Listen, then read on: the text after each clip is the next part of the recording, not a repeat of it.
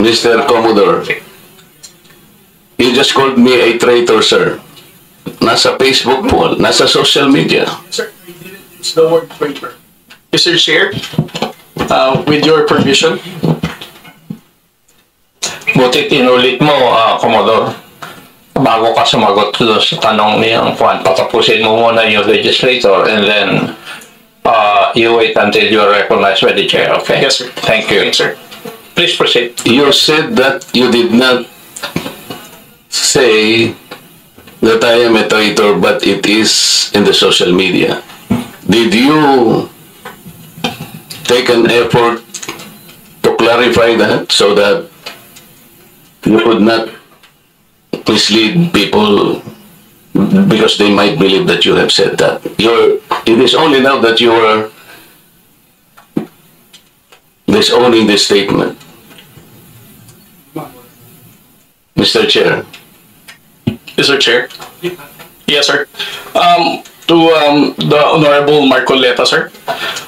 Let's put it on record. I did not use the word traitor in describing your statement that the West Philippine Sea ay katang-isip lamang po. Let me read my post on X. I stand by the statement of President Bongbong Marcos when he said ang West Philippine Sea ay hindi katang-isip natin lamang. Ito ay atin, ito ay mananatiling atin hanggang nag-aalab ang diwa ng ating minamahal na bansang Pilipinas. Hearing someone claim that the West Philippine Sea is merely a fabrication of the Philippine government is a disservice and an embarrassment to their entire party, the organization he belonged to, and even their own family. How can the one face the younger generations today and tell them that our exclusive economic zone to the west of our archipelago is non-existent, effectively giving up the fight to assert their rights as Filipinos in the West Philippine Sea? Mr. Chair, sinabi ko ba na katang-isip ang West Philippine Sea? I cannot recall, Mr. Chair. Hindi, kasi ang salita mo dyan, merong nagsabing katang-isip. Sinabi ko ba na katang-isip ang West Philippine Sea? I said I stand by the statement of the President. I did not mention you said it. Meron kang katang-isip na sinabi dyan eh. To whom are you referring that?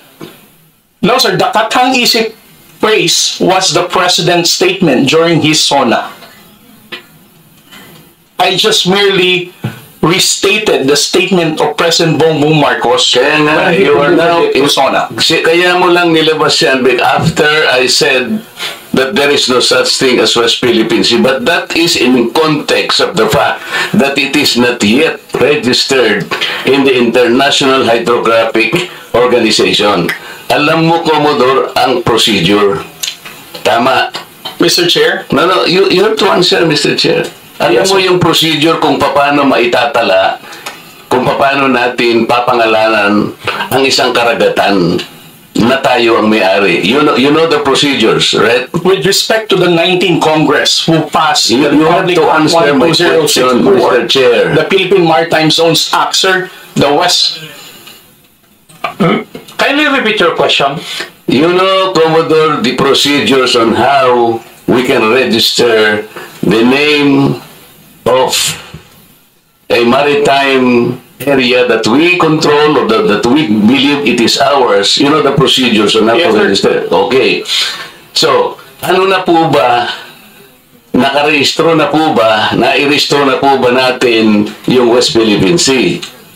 Sir, with regard to your question, there must be a legislation and then submit it to the international... Oo nga, meron na po tayong legislation. And as a matter of fact, nagagawa na po yung Congress. Kailangan po talaga yon. Yes, sir. Nagpasimula tayo sa administrative order, pero kulang yon. Kaya nga po ang Congress gumawa para tulungan po kayo. Okay, sa ngayon po, sa tagal na po ng proseso, yun po yung dapat ninyong palaging gagawin. Kailangan lahat ng lakas natin gamitin, maparehistro po natin. Pero ngayon, hindi pa nakarehistro, tama po. Again, sir, answer your question in please. steps by Commodore, step. sandali. Yes, sir. Please answer the question directly. The question calls for a yes or no. No, sir. If it's in IHO, yes, through legislation. Sinasabi ko yung IHO because this is the only world body that officially names a particular area of the sea. Kaya sa konteksto po ng pinag-uusapan natin, kaya ko lang nasabi, sapagkat hindi pa po nakatala, we need the international community to recognize a part of our own. Yun lang po ang punto doon, Mr. Commodore. So kung hindi pa po nakatala, tama po ako, hindi ba? No, sir. You are inconsistent. No, sir. I did not say that you're correct. I will not agree that you are correct. West Philippine Sea is our exclusive economic zone. Eh, Mr. Chair, wala tayong dispute that. Sinasabi ko na nga sa iyo, yung sinasabi nating West Philippine Sea is our own exclusive economic zone. This is ours. You and I should fight for it until the last drop of our blood. Ang sinasabi natin dito, kagaya ng nire-request ng CICC, let us educate our people sapagkat ang alam ng mga tao, lahat tayo, ang alam natin, nakarehistro na. Ang sinasabi ko, hindi pa po nakarehistro. Ikaw ba pwede kang mag-enroll sa isang eskwela nang hindi ka nag-register, nang hindi ka nag-enroll? You answer my question. Of course, sir. There is a regulation. Kaya hindi pa nakarehistro, Mr. Chair. This is the only point. Let us not create a mountain out of molehill. Bigla mong sasabihin, in response to what I said, tathang isip, o blah blah blah, at lumabas sa traitor. Hindi ka man lang gumawa ng effort, for example, na I did not say that. Ngayon mo lang sinasabi. But you know, people are bashing me. I am pro-China. When is the last time or the first time that I am pro-China? Again, Mr. Chair, I never said that you are a traitor. That is clearly posted on my Twitter. Pero hindi ka po nagbigay ng paliwanag na sinabi mo sana doon sa social media din. Bakit nyo ina-ascribe sa akin na sinabi ko na traitor si Kong Marcoleta? I did not say that. It is only now that you are explaining na wala kang sinabi. But kumalat na sa social media, kaya nga tayo nandito. These are the excesses and the abusiveness of social media, Mr. Chair. Nangyari na.